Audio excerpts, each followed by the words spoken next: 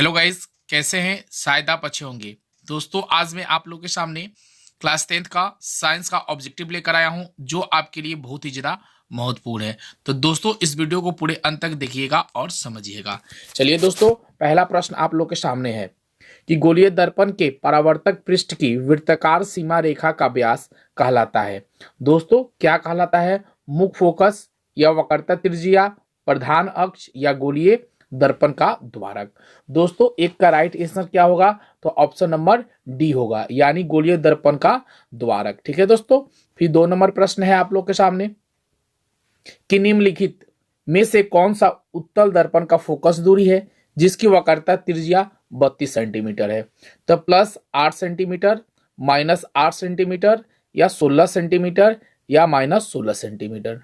ठीक है, तो वक्रता त्रिज्या यानी कि r इक्वल टू 32, तो r बराबर हम कर सकते हैं 32/2। ठीक है, तो 16 दूना 32 यानी कि +16, यानी ऑप्शन नंबर सी मेरा सही होगा। दोस्तों, अगर इस चैनल पे नए हैं या आप मेरा वीडियो देख रहे हैं तो चैनल को जरूर सब्सक्राइब कर ले, साथ में बेल आइकन को जरूर दबाएं, क्योंकि हमारी आने वाली पहली नोटिफिकेशन आपके पास पहुंच सके।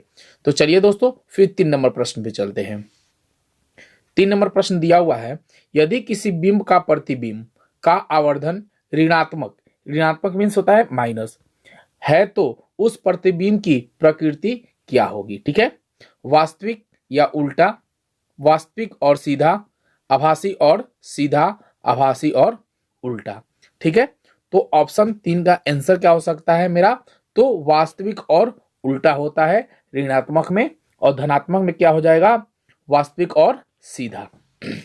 इस चीज को याद रखिएगा हमेशा आप लोग कि प्रतिबिंब का आवर्धन जो जहां होता है वहां ऋणात्मक दिया है, तो ऋणात्मक जहां भी हो यानी माइनस जहां हो तो वास्तविक हमेशा क्या बनता है? उल्टा बनता है, और अगर प्लस में हो तो हमेशा क्या बनता है? सीधा बनता है। इस चीज को याद रखिएगा, तो 1 नंबर प्रश्न आप मिस नहीं कर पाइएगा। ठीक है, 4 नंबर प्रश्न है आप लोग के सामने कि नेत्र में प्रवेश करने वाली प्रकाश किरणों का अधिकांश अपवर्तन होता है। क्या होता है?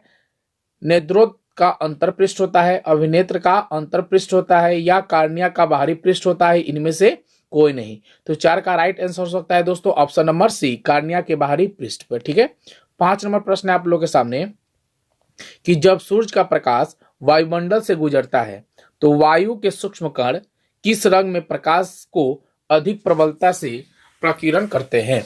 तो ऑप्शन दिया हुआ है लाल, नारंगी, हरा और नीला। ठीक है, तो 5 का राइट आंसर मेरा क्या होगा? ऑप्शन नंबर डी, यानी कि नीला होता है। ठीक है, वायुमंडल से जो गुजरता है प्रकाश की किरण सूक्ष्म कण किस रंग में होता है? तो हमेशा नीला कलर में होता है। ठीक है, 6 नंबर प्रश्न है आप लोग के सामने। ये 6 नंबर प्रश्न है, भारत में उत्पादित प्रत्यावर्ती विद्युत धारा की आवृत्ति है 50 हर्ट्ज या 60 हर्ट्ज या 70 हर्ट्ज या 80 हर्ट्ज। ठीक है, तो 6 का राइट आंसर हो जाएगा ऑप्शन नंबर ए, यानी कि 50 हर्ट्ज होता है। ठीक है, उत्पादित प्रवर्ती विद्युत धारा की आवृत्ति होता है 50 हर्ट्ज। ओके, चलते हैं 7 नंबर प्रश्न पे।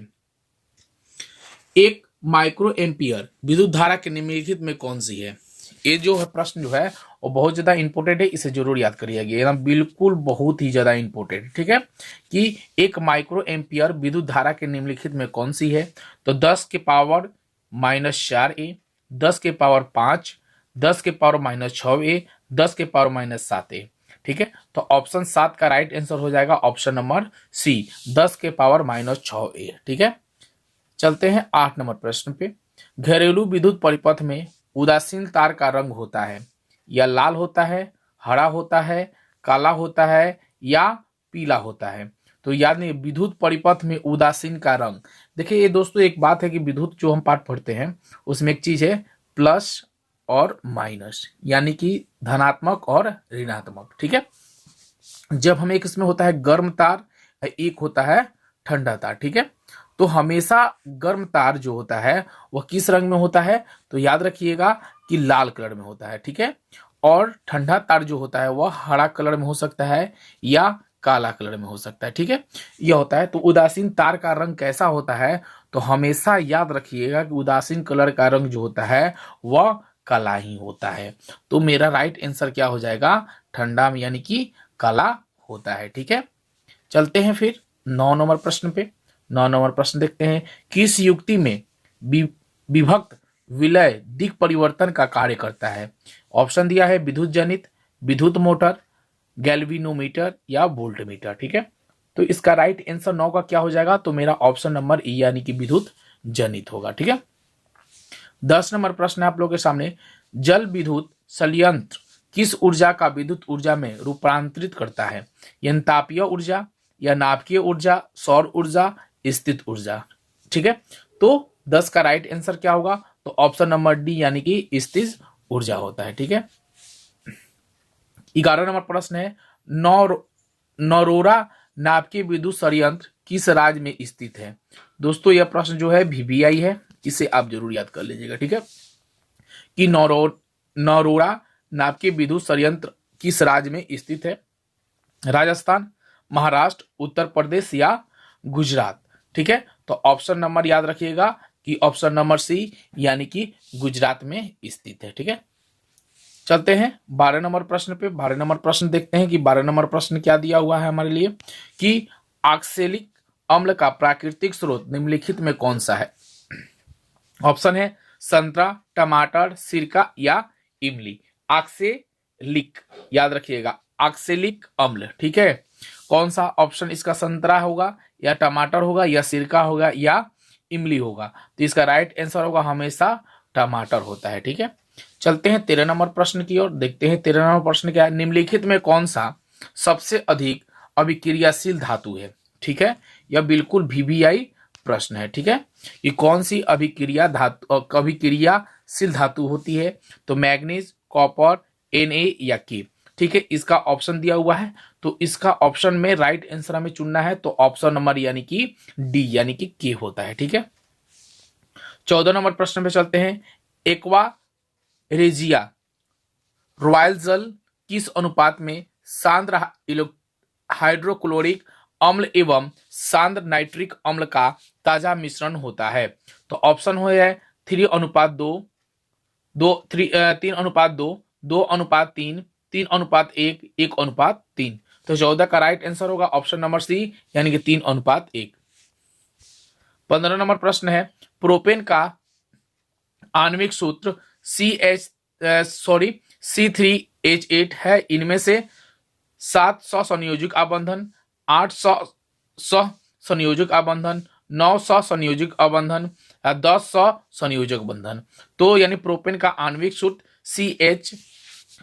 C3H8 है, तो इसका राइट आंसर क्या हो जाएगा 15 का ऑप्शन नंबर डी यानी कि 10 संयोजिक आबंधन। ठीक है, 15 नंबर प्रश्न है, आधुनिक आवर्त सारणी में बाईं से दाईं ओर जाने पर परमाणु का साइज आकार क्या होता है, बढ़ता है या घटता है, अपरिवर्तित होता है, इनमें से कोई नहीं। तो 16 का राइट आंसर होगा ऑप्शन नंबर ए यानी कि साइज हमेशा क्या होता है, बढ़ता है। बाईं से दाईं ओर जाने पर परमाणु की संख्या साइज जो है वो क्या होता है, बढ़ता है आकार उसका। ठीक है, 17 नंबर प्रश्न है कि जब मैग्नीज फीता को जलाया जाता है तो उत्पन्न आग की लौ होती है, क्या होती है, पीला, नीला, चमकीला या उजला। ठीक है, तो 17 का राइट आंसर होगा ऑप्शन नंबर सी, चमकीला और उजला होता है। ठीक है, 18 नंबर प्रश्न है आप लोगों के सामने कि निम्नलिखित में कौन सा यंत्र का उपयोग रक्तदाब मापने में किया जाता है। बैरोमीटर, मोनोमीटर, स्पाइनोमीटर या इनमें से कोई नहीं। तो 18 का राइट आंसर होगा ऑप्शन नंबर सी, स्पाइनोमीटर। ठीक है, फिर चलते हैं 19 नंबर प्रश्न पे, देखते हैं क्या है, रक्त का कौन सा अवयव घायल स्थान से रक्त स्राव का मार्ग को रक्त का थक्का बनाकर अवरुद्ध करता है। तो लाल रक्त कोशिका यानी आरबीसी, डब्ल्यूबीसी यानी श्वेत रक्त कोशिका, प्लेटलेट्स या लसिका। तो 19 का राइट आंसर हो जाएगा ऑप्शन नंबर सी यानी कि प्लेटलेट्स जो होता है। 20 नंबर प्रश्न है कि अवंट ग्रंथि का थायराइडिक्शन हार्मोन बनाने के लिए क्या आवश्यक है, यानी कि सोडियम, क्लोरीन, फास्फोरस या इनमें से सभी। तो 20 का राइट आंसर होगा ऑप्शन नंबर डी यानी इनमें से सभी। ठीक है, चलते हैं फिर 21 नंबर प्रश्न पे, देखते हैं 21 नंबर प्रश्न क्या दिया हुआ है हमारे लिए कि मस्तिष्क का कौन सा भाग शरीर की स्थिति तथा संतुलन का अनुरक्षण करता है। तो अग्र मस्तिष्क, मध्य मस्तिष्क, अनुमस्तिष्क, इनमें से सभी। तो 21 का राइट आंसर हो जाएगा ऑप्शन नंबर सी यानी कि अनुमस्तिष्क। ठीक है, फिर चलते हैं 22 नंबर प्रश्न पे कि पादप हार्मोन साइटोकाइनिन सहायक है किसमें? प्ररोह के अग्रभाग में लंबाई की वृद्धि के लिए, तने की वृद्धि के लिए, पादप का प्रकाश की ओर मुड़ने के लिए, इनमें से सभी। तो यानी 22 का राइट आंसर हो जाएगा मेरा ऑप्शन नंबर डी, इनमें से सभी। ठीक है, 23 नंबर प्रश्न की ओर चलते हैं, देखते हैं 23 नंबर क्या है। हाइड्रा में प्रजनन की विधि निम्नलिखित में कौन है? ठीक है, कायिका प्रबंधन, बीजाणु समाधान, मुकुलन या विखंडन। ठीक है, तो 23 का राइट आंसर होगा ऑप्शन नंबर सी यानी कि मुकुलन। ठीक है, 24 नंबर प्रश्न पे चलते हैं कि पुष्प का कौन सा भाग परागकण बनाता है? ठीक है, बाह्यदल, पंखुड़ी, पुकेसर या स्त्री केसर। तो 24 का राइट आंसर हो जाएगा मेरा ऑप्शन नंबर सी यानी कि पुकेसर। ठीक है, 25 नंबर प्रश्न है आप लोग के सामने कि निम्न में कौन सा मानव का मादा जनन तंत्र का भाग नहीं है? अंडाशय, गर्भाशय, शुक्र वाहिनी या डिंब वाहिनी। तो ऑप्शन नंबर सी यानी कि शुक्र वाहिनी जो है वो मादा जनन तंत्र का भाग नहीं है। दोस्तों वीडियो अच्छी लगी हो तो लाइक करिएगा, ज्यादा से अपने दोस्तों में शेयर करिएगा। धन्यवाद दोस्तों।